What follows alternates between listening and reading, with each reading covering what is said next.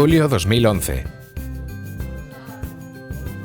En Barcelona se rueda una película documental basada en una nueva propuesta educativa.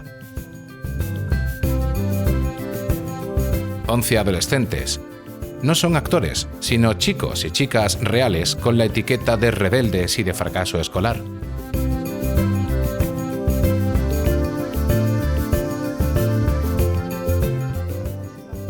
Un maestro, Carlos González, profesor de matemáticas y física en un instituto durante 24 años.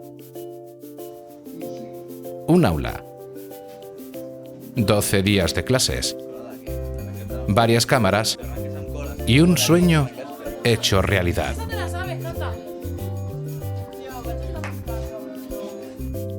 Carlos se enfrenta al reto que su mente imaginó en el libro 23 maestros de corazón, un salto cuántico en la enseñanza.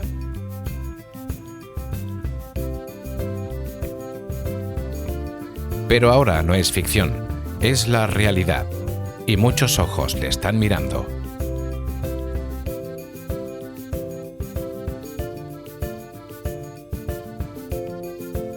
A raíz del libro que escribí, que era fruto pues, de mi experiencia de 24 años de educación, ¿no? El libro básicamente narra cómo serían las clases que yo soñaba dar. Parte de lo que narro en el libro ya lo había hecho, otras cosas habían quedado en el tintero, y en el libro me permito concentrar todo eso, armonizarlo, hacer una novela y de alguna forma definir una mirada educativa, una nueva relación entre maestros y alumnos, ¿no? Y esta mirada está basada en el autoconocimiento. El objetivo principal de la clase es el autoconocimiento. Como terreno para ese autoconocimiento empleo los nuevos paradigmas del conocimiento, de los cuales pues, a través de la física, etcétera, estudié. Y con esa mirada yo en clase hacía mis piritos y claro, con el libro estuve un año entero escribiendo un curso entero, un año sabático, y entonces lo puse libre y gratis en internet y entre las cosas, entre los regalos que me llegaron, pues llegó la productora, Alea, a ofrecerme hacer una película documental, nada menos que ofrecerme a encarnar el maestro que yo había soñado. Esto para mí es muy importante porque forma parte del mensaje del libro. Yo había encarnado un sueño y un sueño siempre, siempre, siempre te da lo que necesitas. Solo te pide una condición, ser fiel a él. Yo había desplegado ese sueño y vino la productora a ofrecerme a encarnar ese maestro que yo no pude desplegar al 100% cuando ejercí durante 24 años. Que lea uno, por favor.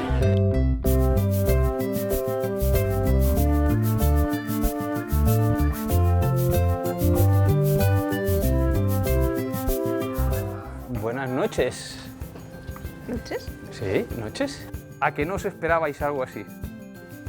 Te has situado en la duda. Yo no sé. Ilusión. Hemos creado una nueva palabra. Este tío está como una cabra. Todo esto me parece como súper surreal. Yo pensaba que haríamos clases normales. ¿Tienes ganas de dar matemáticas? Pues No. Este se llama el número de oro. La proporción Áurea, el código Da Vinci, todas las películas. Esto es 82. Sí. ¿Te lo juro? Pues por la mañana soy más bajito, tío. Mira, loco. No has resuelto esto. ¿Y tu espíritu científico? Esto es basura. ¿Tienes algo contra la basura? Qué chula es la llavera, tío. Oye, me estás tocando los cojones. Has vuelto a tu antiguo personaje. Ay. El profe te ha dicho algo que no te gustaba y... ¿En qué clase no empezó con hemos él? esperado, los que estaban Esa es se la han cuestión. esperado La que cuestión es llegara. esa. ¿Tú puedes quitarme el miedo a que alguien venga y me dispare? Esto es un desafío. No es un desafío. A ver quién la dice más gorda. Nosotros estamos opinando. Un hombre que se dé un abrazo conmigo. ¿Tú? No soltéis, ¿eh? Es un juego entre el maestro y alumno que al final dices quién es el maestro y quién es el alumno. Sé perfectamente que no es esa la respuesta, pero creo que es la respuesta que necesitaba. Para mí esta experiencia es una experiencia para ayudar a cambiar la educación, con los pies en tierra.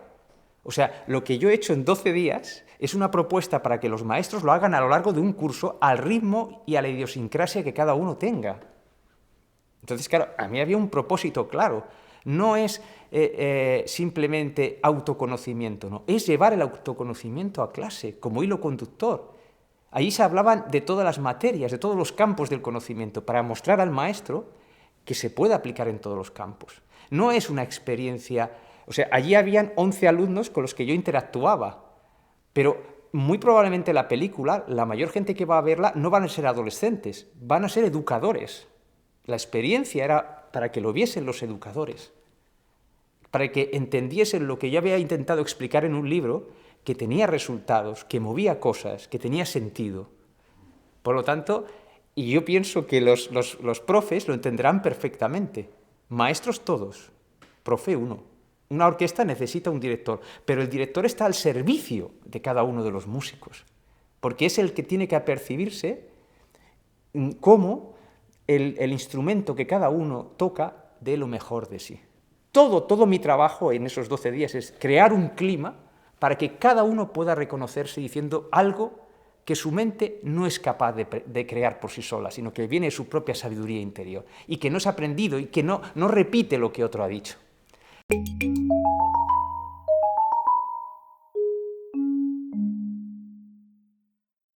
Las clases estaban meticulosamente estudiadas y preparadas, pero eso no implica que yo improvisara. De alguna forma, yo diseñaba un camino por donde tenían que ir las clases y un propósito a esa rabia, un propósito a esa provocación, ¿no? Porque esa rabia, de alguna forma, en mi experiencia con los alumnos, con los padres, con los compañeros, con cualquier edad, esa rabia es la que el mundo ahora necesita expresar. Hemos visto el movimiento 15M, etcétera, ¿qué está expresando? Que las personas están cansadas de no sentir que gobiernan su vida. Y entonces, esa rabia, como tenemos al adolescente interior dormido, esa rabia la metemos dentro y enfermamos. Entonces, ¿cómo voy a sacar esa rabia en el otro? Ya estoy hablando ya de pedagogía, ¿no? de sacar lo que lleva el otro dentro, si no juego el papel de mi propia rabia. Y esa rabia tiene un sentido provocador y meticulosamente estudiado, y tiene un sentido personal, como tú has apuntado. Yo también tengo rabia por las injusticias que hay en el mundo. Entonces son ambas cosas a la vez. Lo que pasa es que a esa rabia he decidido darle una dirección. En la película el temario no se va a ver, pero es que ocurrió lo que ocurrió porque había un temario, porque había un cauce invisible para que las cosas ocurran. Y ese cauce es la labor del director de orquesta. Claro, lo ideal es que pudieses haber hecho una película sin que se me viese a mí. Lo ideal es una orquesta en la que el director de orquesta esté, pero no se le vea. Y mi sueño sería llegar a ser director de orquesta, marcharte y que la orquesta no se dé cuenta. En este caso fue un fracaso. La película, yo una de las veces les dejé, digo, bueno, continuáis el coloquio vosotros mismos, sin el director de orquesta, sin el profe, ¿no? Y a ver si sabían llevar el coloquio con las profundidades que intentábamos en clase, ¿no? Y me fui a los monitores a observar qué pasaba, ¿no? A espiar. Y fue un fracaso. Fue un fracaso. No fueron capaces de crear un diálogo sin director de orquesta. Bueno, significa que queda mucho por hacer, ¿no? Y que en 12 días realmente a lo mejor sería presuntuoso, o es presuntuoso por mi parte, conseguir algo así.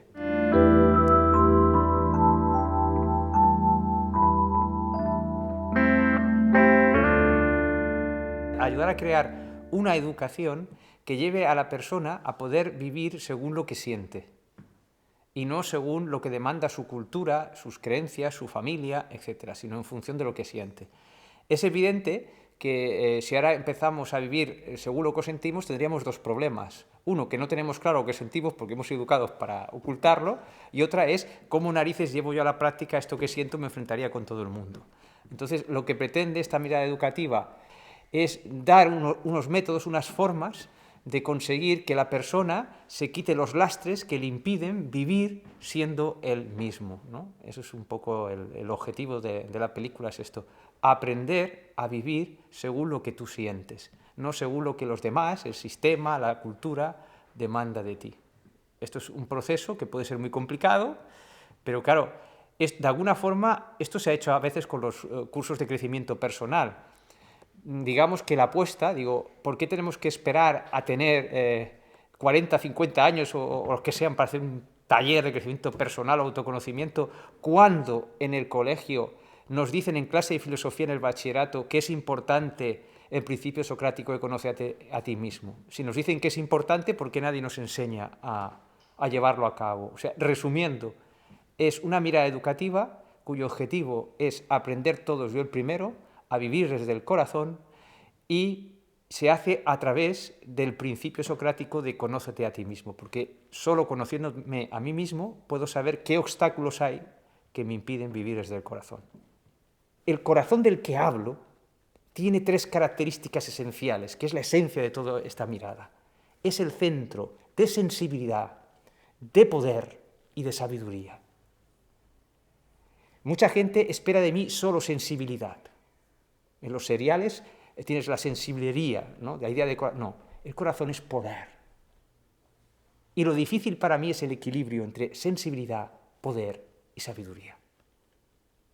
Esa es mi gran prueba. Cómo articular esos 3 dones del corazón, que mi objetivo es que todos conquistemos. Yo el primero. No nos escuchamos. Juzgamos sin escucharnos. Hay que preguntarle al otro, ¿y tú qué sientes?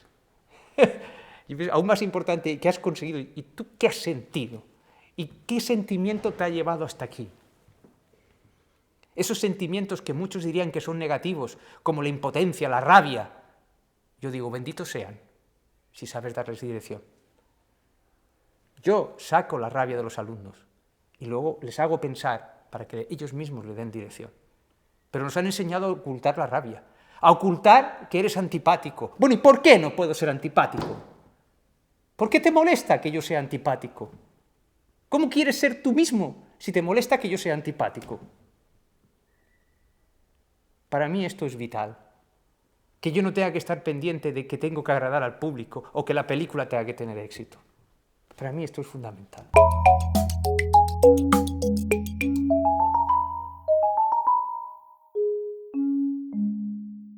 Bueno, eso también me pasaba en clase, incluso con mis compañeros, ¿no? Porque de alguna forma tengo la predisposición, yo pienso que es de mi adolescente interior, a pinchar en lo que el otro se oculta a sí mismo. Digamos, podemos decir que es como un pequeño don, ¿no?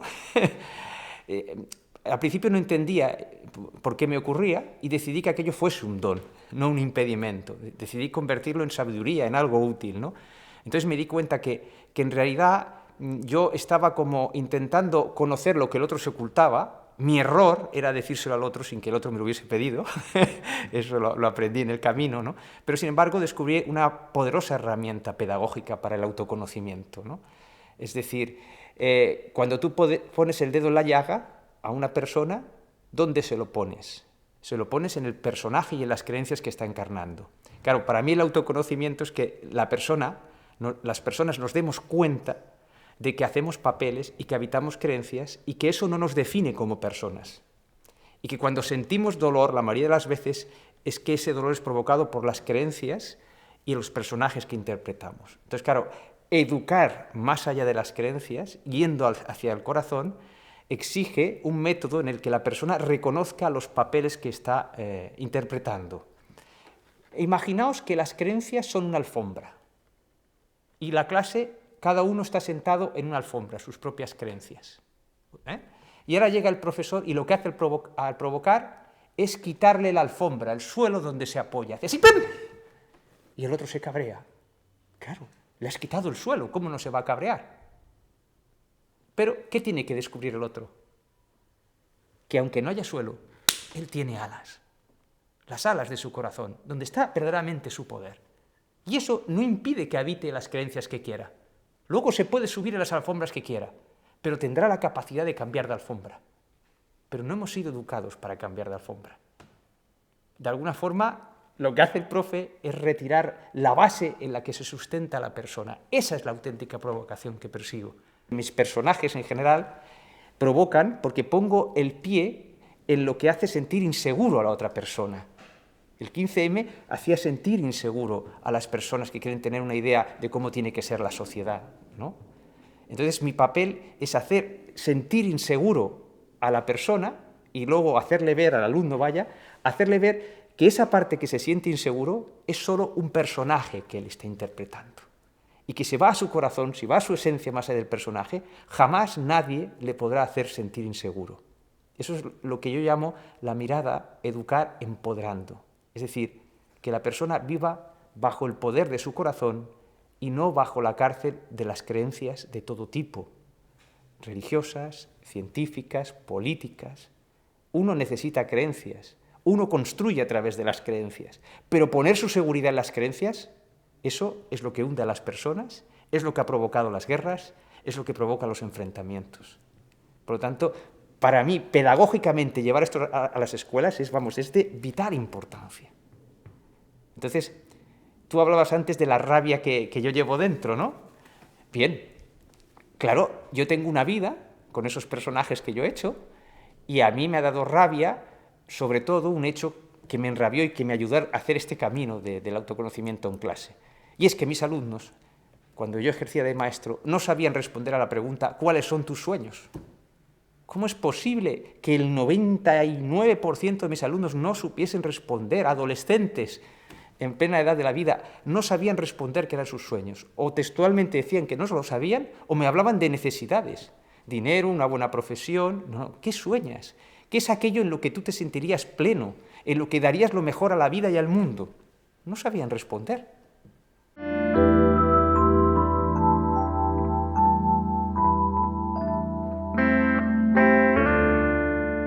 Yo solo te puedo decir que aunque no lo parezca, yo fui desnudo allí.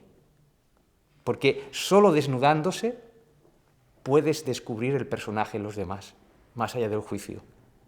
Puede que no sea creíble, pero es que no se trata de que sea creíble, sino sentible. Para mí esto no son meras palabras, puede pensar la gente que son meras palabras, pero lo seguirán pensando hasta que no puedan sentirme desde el corazón. ¿O es que el corazón no sabe que todo el mundo llevamos sabiduría y luz dentro? ¿Es que el corazón no los convierte a todos en iguales? Es la mente la que se tiene que trabajar. El trabajo de autoconocimiento en mí y en los chavales es que la mente se entere de esa luz, para que vaya más allá del juicio. Por lo tanto, en pocas palabras te podría decir, mi trabajo ha sido que mi mente se vaya enterando cada vez más de lo que siente mi corazón. Y eso trae la felicidad como añadidura. El fruto es la felicidad.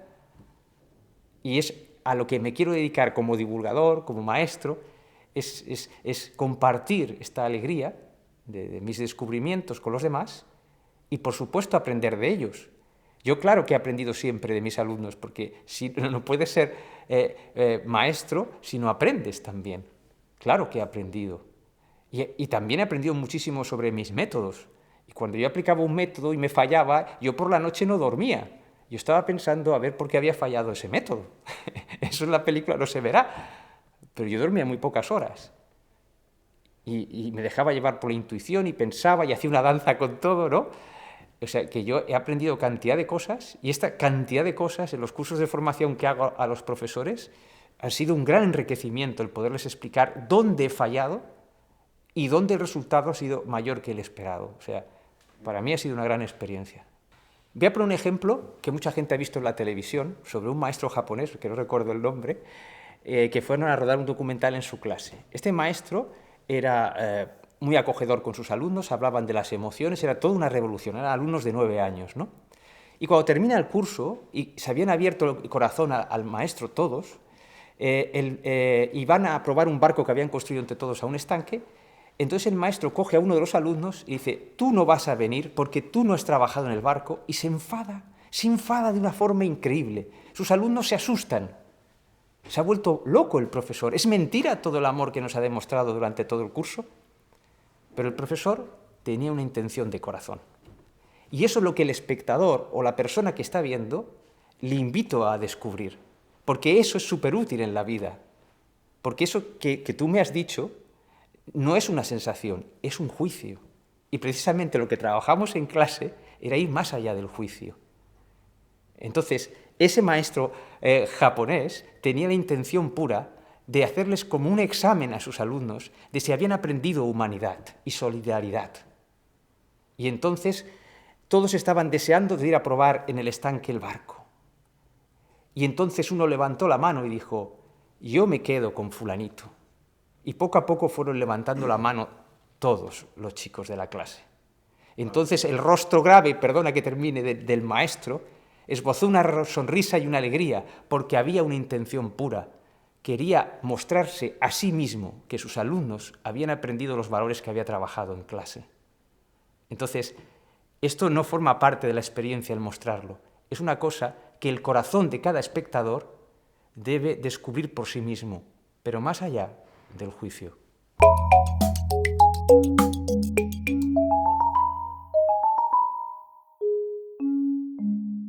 Los alumnos se seleccionaron en función de los personajes, para que fuesen una buena representación de personajes que yo puedo tener en clase, para que fuese lo más real, ¿no?, que un profesor se puede encontrar en clase. Por lo tanto, yo ya me había preparado para lo que yo podía intuir de aquellos personajes, y siempre abierto, ¿no?, sobre la marcha, pues improvisar, aprender y ver qué pasaba, ¿no? Bueno, todos los personajes encantadores, eso es muy importante. A ver, solo se puede educar desde el corazón si te enamoras de tus alumnos y si no rechazas sus personajes. Eso no quiere decir que no juegues con ellos. Es muy importante, porque la vida es juego y la vida solo es drama cuando deja de ser juego. Esto es muy importante apercibirse de esto, ¿no? Ahí empieza el drama, cuando olvidamos que la vida es también juego. Entonces, Ariadna venía también con una idea preconcebida. Se había generado la idea de que esto tenía que ver con el mundo alternativo y con la nueva era. Pero es que la mirada Educar Empoderando, como me gusta llamarla, no tiene nada que ver con la nueva era ni con la vieja era. Es una mirada que sirve tanto a las personas que están en la nueva era como a los que no están. Y mi misión era provocar al personaje. Entonces, Ariadna, por la entrevista, yo sabía que era una persona que se sentía a gusto hablando de los temas de nueva era. David también, porque en su familia también hay personas de la nueva era. Y todo el rato quería que llevásemos la conversación a temas de la nueva era, incluso esotéricos, ¿no? Claro, precisamente lo que yo tenía que hacer en Ariadna es atacar su personaje de la nueva era. Ella pensaba que yo era de la nueva era. Yo tenía que desengañarla. Se trata de no ser de ninguna era.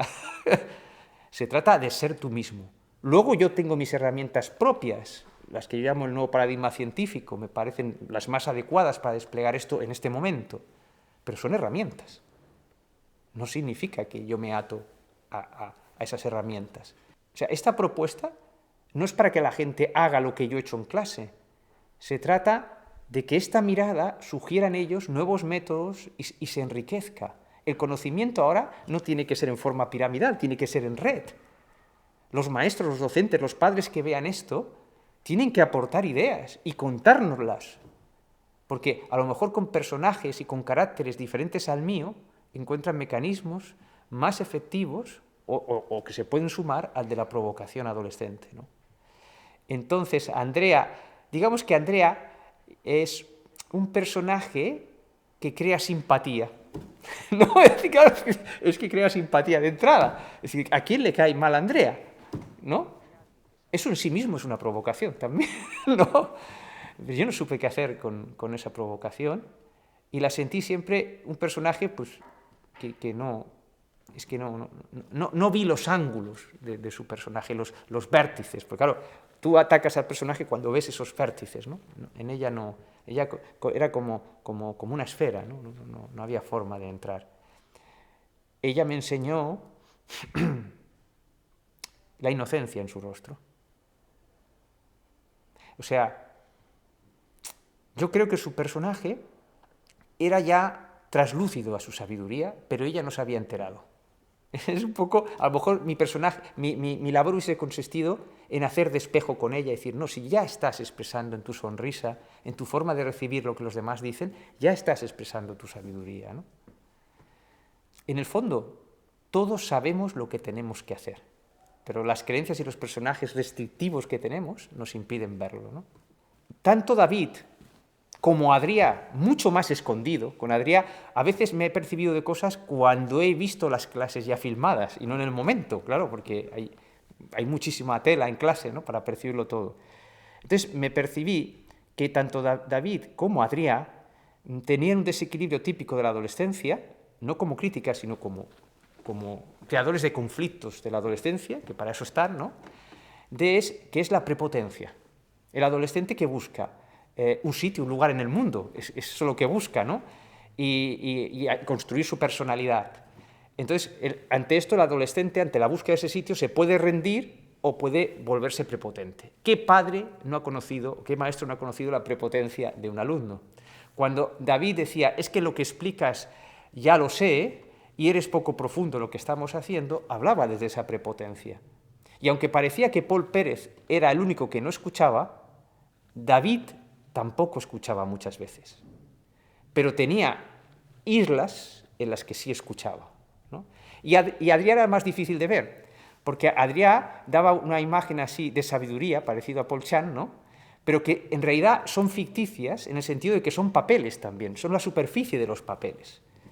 Adrià también decía que todo aquello lo conocía, ¿no? Entonces, evidentemente, eso no era una apertura al conocimiento. Ese era un típico desequilibrio de la adolescencia, que es la prepotencia, y que yo vi especialmente en estos dos personajes.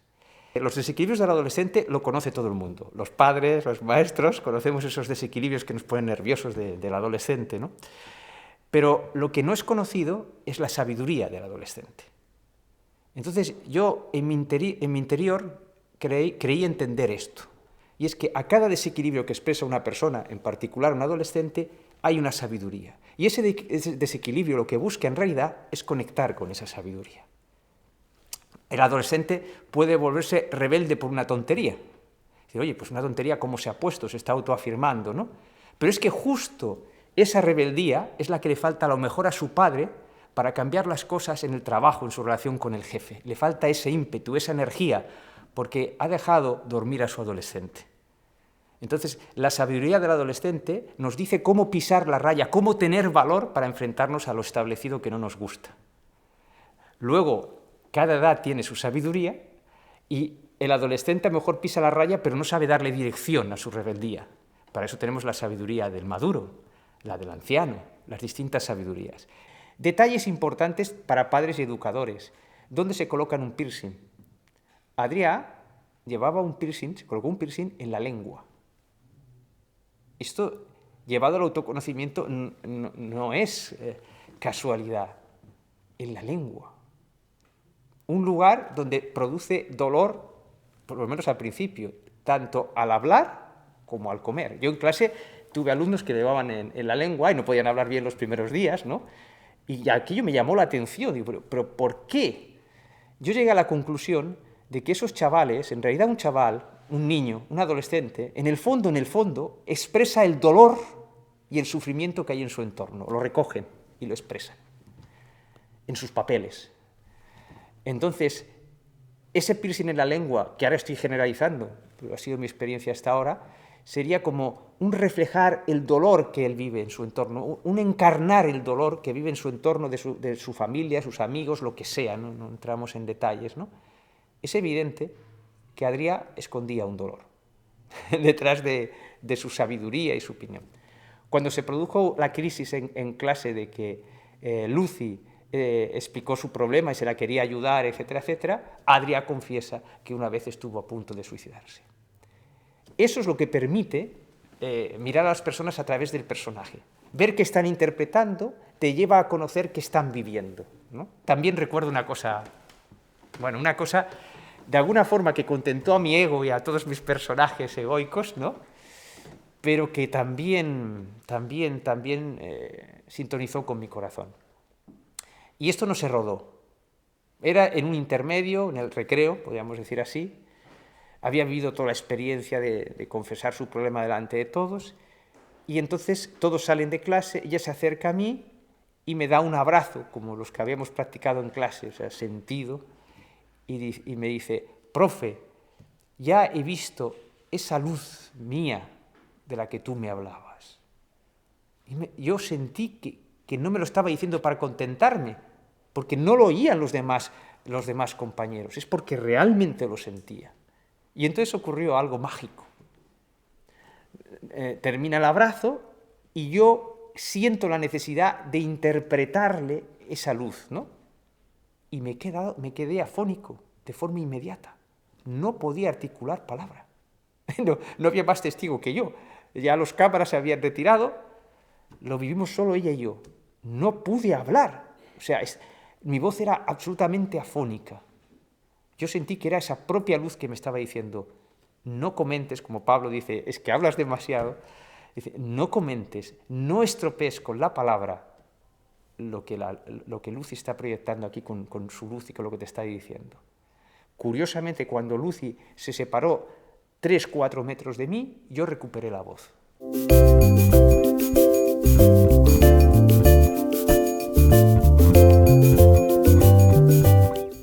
Uno de los problemas claves que tiene el profesor y que para mí era importante es el equilibrio entre dejarlos libres y que haya un mínimo orden en clase. Eso es un equilibrio desde el punto de vista profesional muy difícil y cuando yo ejercía era también un problema. Cuando miras las clases y lo ves, hay momentos que claro, tú dejas que vayan hablando todos y no se entiende lo que se habla. Tú tienes que cortar eso, pero ¿cómo lo cortas? ¿Cortarás algo importante? ¿Es conveniente ahora dejarlo? ¿Sientes que aquello va a llevar a algo? ¿Sientes que aquello lleva a un camino sin salida? Entonces, cuando yo sentía que llevaba a un camino sin salida, cortaba lo que estaba ocurriendo. Eso al espectador que no ha sido profesor le es difícil de entender. Entonces, claro, yo siempre me quejaba de que los profes no sabemos, no hemos sido educados para dejar en libertad al chaval, al adolescente. Pero es que si tú los dejas de entrada en libertad sin dar una dirección, lo que obtienes es un caos. Entonces, para mí, como experiencia, era muy importante encontrar el equilibrio, ¿no?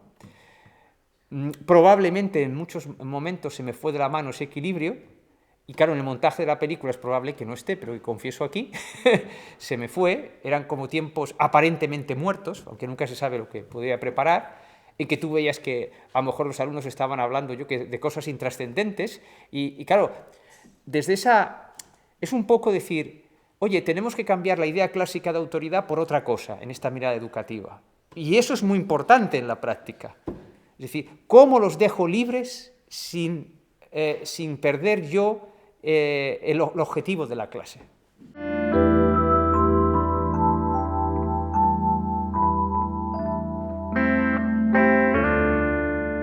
Entonces, yo era plenamente consciente que yo tenía que brillar más que ellos, porque solamente mostrando mi brillo podrían ellos saber a lo que me refería. No sé si me explico. Puede sonar presuntuoso, pero ojo, que no sé si me explico bien. Es decir, toda persona lleva un brillo dentro, una luz. Entonces, el profesor es profesor, si no, no tendría que... El profesor lo que hace es crear un clima. En esta mirada crea un clima. El alumno no sabe crear ese clima, por eso se reparten los papeles. Aunque todos somos igual de sabios, todos somos maestros. Pero el que consigue que cada instrumento de su música es la batuta del profesor. Se me ha visto, o yo lo he querido ver, como un personaje prepotente, que lo sabe todo, que quiere tener razón, pero nadie ha mirado cómo se ha originado ese personaje, ¿no? Ese personaje no nace en un día, nace de 24 años de impotencia, de sentir que tienes que hacer las cosas de otra manera, pero no sabes cómo. El sistema, el entorno no te deja, es difícil. Y cuando por fin encuentras una brecha y tienes una gran oportunidad, empiezan a evaluarte cómo lo podrías hacer. Entonces, claro, yo entiendo que esas miradas críticas no entendían que ese personaje prepotente es fruto de una impotencia, de decidir convertir la impotencia en hechos y no en una cosa que hunde a la persona. Por eso provoco, para que esa fuerza salga fuera y después ya hay que darle dirección a esta fuerza. Yo era plenamente consciente de ese peligro.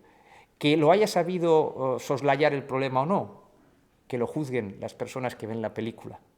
Yo solamente puedo decir que ese problema lo conocía antes de la película, lo he vivido, me he descubierto a mí mismo en una faceta medio gurú, de decir, de eso, pues aquello que te ha hecho feliz, pretenderlo llevar a los demás, imponerlo.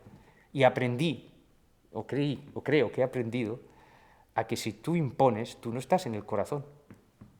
Y eso es lo que he pretendido. Veremos si lo he logrado.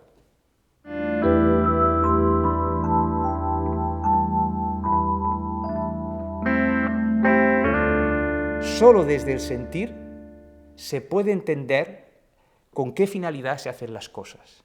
Desde el juicio no se entienden desde qué finalidad está haciendo el otro las cosas. Tan solo se interpretan. El juicio es, y esto es una cosa que he aprendido de mis alumnos, de Paul Pérez, viéndole a él, hoy viendo la clase lo he aprendido. El juicio es como coger la película mágica de la vida, pararla y fijarse en un fotograma. Y a partir de ese fotograma, hacer una película a través del juicio. Y te pierdes toda la vida. Claro que voy a ser observado con el juicio.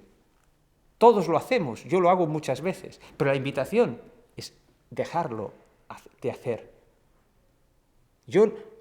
Mi intención no ha sido nunca juzgar al alumno, sino jugar con sus personajes para que él vea que está interpretando personajes.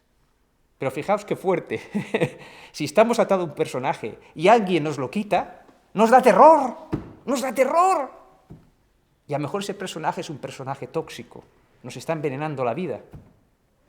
Y vamos a un terapeuta para que nos sane el personaje, cuando es mucho más sencillo descubrirte más allá del personaje. Esa es la apuesta de esta forma de educar. ¿Cómo te vas a descubrir más allá del personaje si no lo reconoces? Mi forma de hacerlo reconocer es la provocación, pero seguro que hay otras. Invito a que me ayuden a descubrir otras maneras de llegar, porque es evidente que hay personajes que con la provocación se te escapan, como pasó con Yavila, se escapan, se escurren, ¿no? Tan solo vi un acercamiento al personaje de Yavila cuando le llevé la manzana a clase. Había entendido que Yavila había tenido un desengaño amoroso, o más de uno, ¿no? Y la palabra amor le producía miedo a su personaje. Y entonces intenté poner como una medicina en esa manzana. Y en ese momento conecté con ella, pero no pasé de ahí.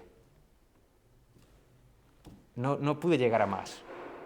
O sea que reconozco mis fracasos, pero en el sentido que comentábamos en clase, el fracaso en sí no existe. Significa que tienes que cambiar tu mirada. Por lo tanto, agradecido.